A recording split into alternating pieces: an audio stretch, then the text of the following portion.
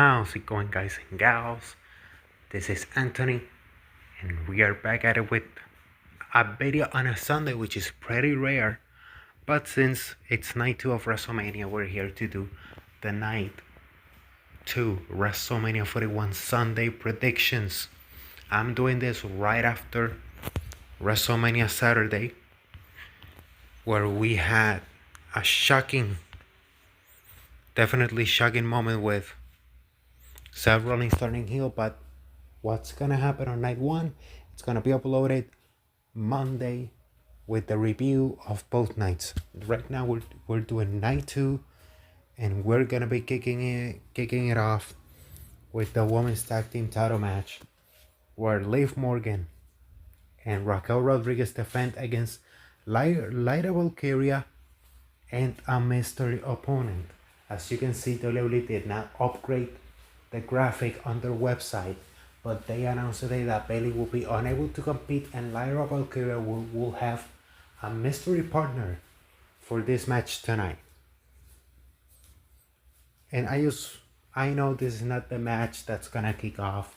They already said it's gonna be the Women's World Championship match, the triple threat that's gonna kick off the show. But I want to get this one out of the way because as we saw on Stand and Deliver, Tatum Paxley and my dear to my heart Gigi Dolan won on Stand and Deliver to become the number 1 contenders to the Women's Tag Team Championships. So whoever wins here will defend the titles Tuesday on NXT. And since Tatum and Gigi won, baby faces, I think the prediction is it's pretty clear that Liv and Raquel will end up retaining the titles. I think the biggest mystery here is who's gonna replace Bayley. I mean, a certain Irish woman was in the Hall of Fame, who's also Irish, like Lyra Valkyria, who is the Women's Intercontinental Champion, and they were supposed to face each other at WrestleMania 41 for said title. But obviously plans changed. So I think the mystery partner is gonna be Becky Lynch. And I'm gonna throw a curveball out there. Becky Lynch is gonna come back, and after they lose, she's gonna turn on Lyra, and that's gonna be the program for the next couple of months for the Women's IC Championship. Because as much as I love Lyra's in ring work, as much as I love her entrance, man, she has no charisma. And I feel with Becky, someone that took a couple of years to find herself and become more charismatic as time went on, I think they could do a feud between Becky and Lyra where Becky could say, hey, when I started, I was in the same position you were. I won the title, but I still needed to learn, or like some stuff like that. But I think that's the way that they should go. I think Becky comes back and turns heel. And since WWE did not put the graphic, I have to use the graphic that they use on SmackDown. So it's Damian Priest versus Drew McIntyre in a Sin City Street fight. Oh, and I forgot to mention, this match, the only story it has is that Bayley and Lyra won a gauntlet match on the April 18th, in the April 11th episode of SmackDown, so 9 days ago. At least this match has a little bit of more history. WrestleMania 40, Drew McIntyre beat Seth Rollins to become the World Heavyweight Champion. And after CM Punk attacked him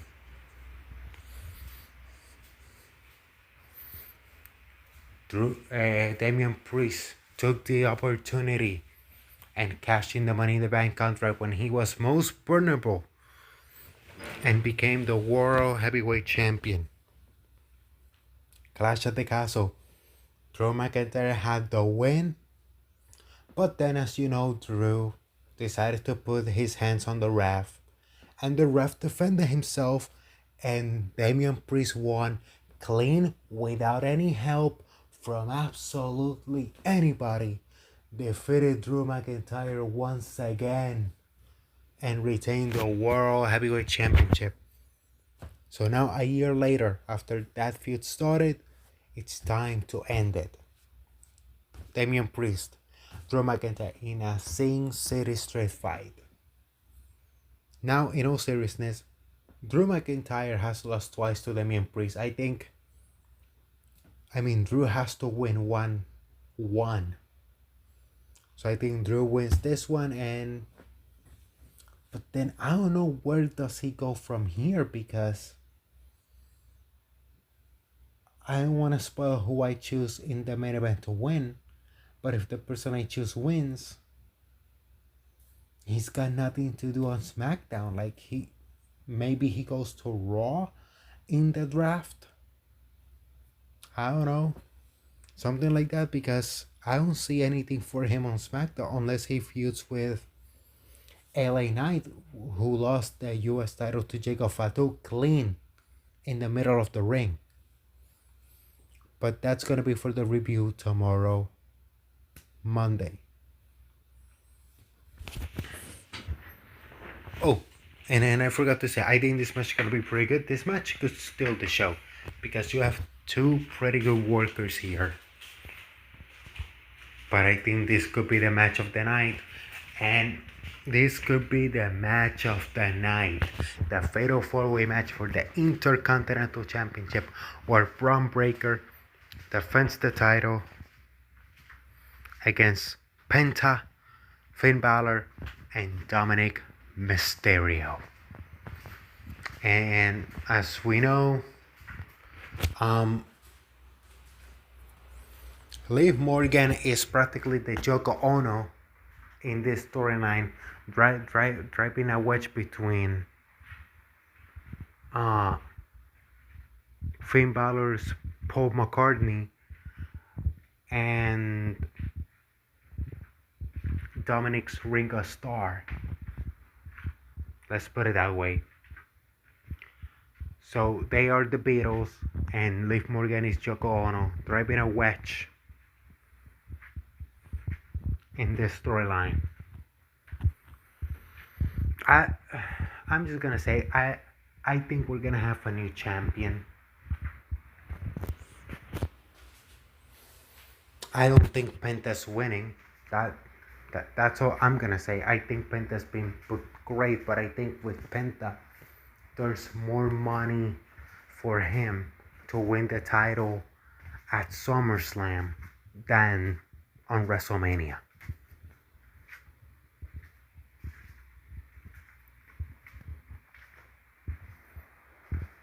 Obviously, I said we're gonna have a new champion, and I said Penta's not gonna win, so that leaves Dominic and Finn Balor. I think this is gonna be Dominic's big night. Dominic pins Finn Balor to become the new IC champion, because we've been hearing for the last 6-7 months that the Dominic face turn has been pitched and there's been plans for it. So what do? After Dominic wins, Finn Balor gives the thumbs down, and the Judgment Day attacks Dominic, because as you have seen the last couple of months, the people have started to cheer for Dominic. You need to take advantage of that. Like, strike while the iron is hot. So Dominic wins the title. Dominic is your new IC champion. I don't have too much to talk about this, because this practically the Logan Paul versus AJ Styles match feels like AJ Styles versus Karrion Kross feud, and Logan is just there.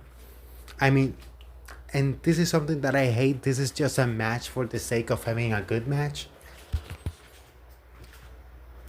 I mean, Logan Paul has proved that he can perform on the biggest stages, but for some reason, AJ Styles, and I love AJ since TNA, but AJ on WrestleMania doesn't have that classic 5-star wrestling match, and I think he has more to prove than Logan in this match, as crazy as that sounds. He has to prove that he can be a 5-star wrestler on WrestleMania. And me, by using the logic, if you are laid out on the go home show, that means you're gonna win.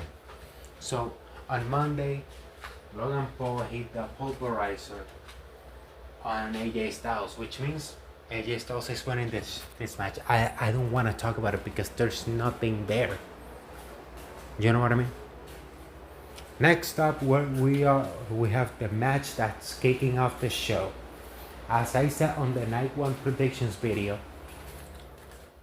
on SmackDown we had Jade, Naomi, Bianca, Rhea, and Io on the ring at the same time. I mean, the people have turned on Bianca Belair. She has to turn heel pronto. I do not think she's gonna win here because the money is on Bianca winning the title after she turns, not before she turns. So Bianca is not winning this match. So that leaves Io Sky and Rhea Ripley. Giving the title to Rhea this quickly would be stupid and could have the people turning on her. So don't give her the title back, but she should not be involved in the decision. So what I'm trying to say is, this is obviously a WrestleMania 20 situation, because if you guys remember, on WrestleMania 20, Chris Benoit made Triple H tap out. And on the rematch, the final encounter, the WrestleMania 20 main event rematch on Backlash, which was the triple threat, what did Benoit do? He made Shawn Michaels tap out. On the Raw after Elimination Chamber, Io pinned Rhea. So what's gonna happen here? Io is gonna pin Bianca Belair, which makes sense in a way that's gonna help accelerate the process of Bianca Belair turning heel. And obviously Io has to win because she, on the build-up, she's been feeling like a third wheel. Like, these two morons are pushing her aside as if she means nothing, you know, like, she's Asian, she's not gonna hit us type of stuff. And then Io turns into Bruce Lee. That's why I think Io's retaining here, because if you are making Rhea and Bianca push her aside as if she's insignificant, that means you're building up the moment of Io beating the hell out of both of them 1, 2, 3, and she retains. So by that logic, Io Sky pins Bianca Belair, because it's the only thing that makes sense to accelerate the process of her turning heel. Because let's face it, Naomi does not feel. I mean, I know she's pretty smart, but let's just say the Naomi character doesn't feel like a mastermind supervillain. She orchestrated in her mind the entire Jade Cargill attack. No, she is a henchman. So who is the mastermind? Bianca Belair. This is Rikishi Triple H on the Who Ran Over Stone Cold Steve Austin storyline all over again 25 years later. So The Io pinning Bianca, as I've stated, as I'm gonna state one more, is gonna accelerate the process of Bianca turning heel and getting the reveal that she was the mastermind behind Jade Cargill's attack. Next up, we have the Randy Orton Open Challenge. Who's gonna step up to Randy Orton? Obviously, there's two options. Solo Sikoa, who they've been interacting the last couple of weeks ever since Kevin Owens broke his neck. So that match got canceled. We also gotta remember that match was originally a number one contenders match. The stipulation in that match was whoever won would challenge the winner of John Cena versus Cody Rhodes at Backlash in St. Louis. So by that stipulation, assuming that stipulation still stands, Randy is winning this match no matter what. So for the people that are saying Rusev or Aleister Black is gonna be on SmackDown this Friday. And besides, why are you gonna bring Aleister Black back to the company and have him lose on his return match? Doesn't make sense. It's stupid. Unless Randy cheats to win, but no, you need to give Randy all the babyface momentum for St. Louis, so he cannot cheat to win. Rusev, I don't think so, because you want to bring him strong and not have him lose his first match back. So those two guys are out of the picture. Which guy will be surprising, but a loss would not affect him? Obviously, the guy that took an RKO a couple of weeks ago, the SmackDown General Manager, former TNA World Champion, Magnus, aka Nick Aldis, the National Treasure, over 1,000 days as NWA World Heavyweight Champion. He can take the loss. It's not gonna affect him because guess what? He's the GM. Just him appearing on WrestleMania is a victory. So I think Nick Aldis and Randy will have a banger of a match, making the best out of a shitty situation. But Randy ultimately wins this open challenge / number one contenders match and goes to St. Louis to challenge the winner of John Cena versus Cody Rhodes, which, speak of the devil, the main event. Cody Rhodes on 378 days as WWE champion. 378 days of hard work against the traitor, the piece of garbage, the street dog, John Cena.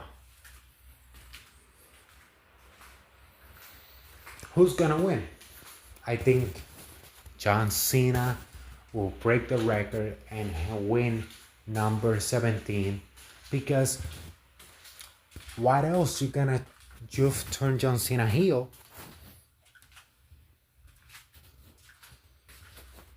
You're not gonna turn him heel for him to lose. But let's face it, besides that first promo, if we're being honest, the John Cena heel turn has been kind of shit.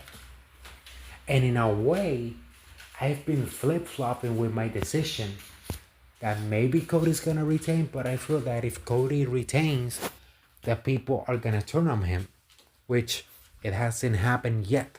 I know he was booed Friday on SmackDown, but you need to understand, people get booed on a John Cena promo because normally if you go face to face with John Cena on a promo, you get buried alive, and very few people come out successful in a John Cena promo. Cody was booed, but he was able to get that crowd back behind him And for me, that is a special skill that very few people have. So we know that the people are not gonna turn on him yet. We need to understand that Hell in a Cell match against Rollins has done most of the work for people to not turn on him already, which is amazing, and he deserves all the respect in the world for that one.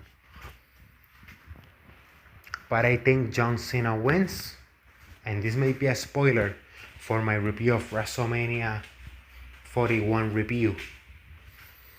Seth Rollins helps John Cena. What did Seth Rollins say on Monday?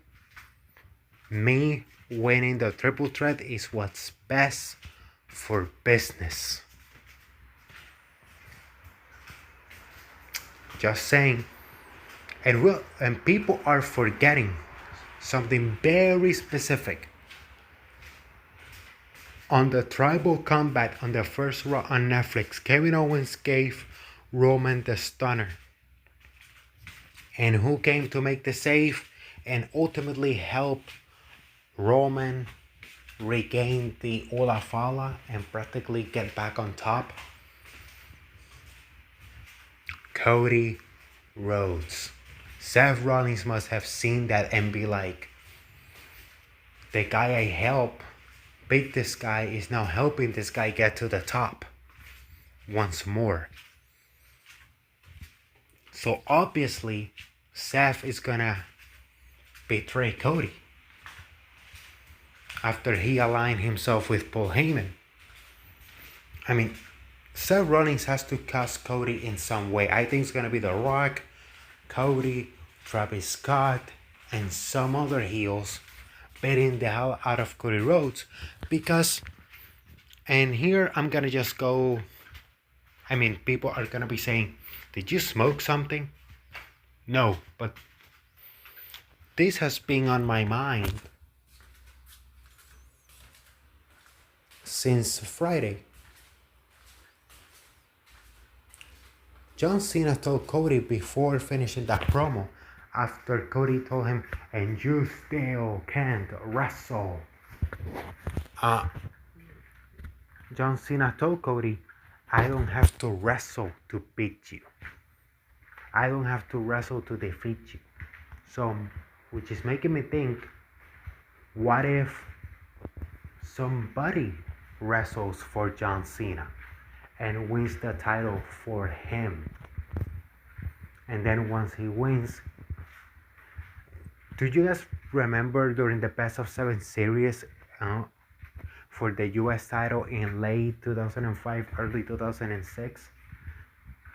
On the third match of that, on that Best of 7 series, where Booker T ended up winning that third match and having a 3-0 lead in the Best of 7 series for that title. On that third match, he injured his groin. And what did WWE do? They allowed him to use a substitute. And that substitute was Randy Orton. So technically, Randy Orton won the US title for Booker. What's making me think here? What if John Cena uses Plan B? And Plan B is Seth Rollins wrestles for John and wins the title for him. And once he wins, the substitute hands over the title to John Cena, and we close out WrestleMania with Paul Heyman, Seth, Rock, and Cena celebrating alongside Travis Scott singing "Fame, Fame, Fame, Fame." But hey, that's just a theory, a wrestling theory, and cut. That was my bad impression. But hey, that's it for the Night 2 predictions video, guys. Remember, if you like this type of content, remember to like, comment, share, and subscribe.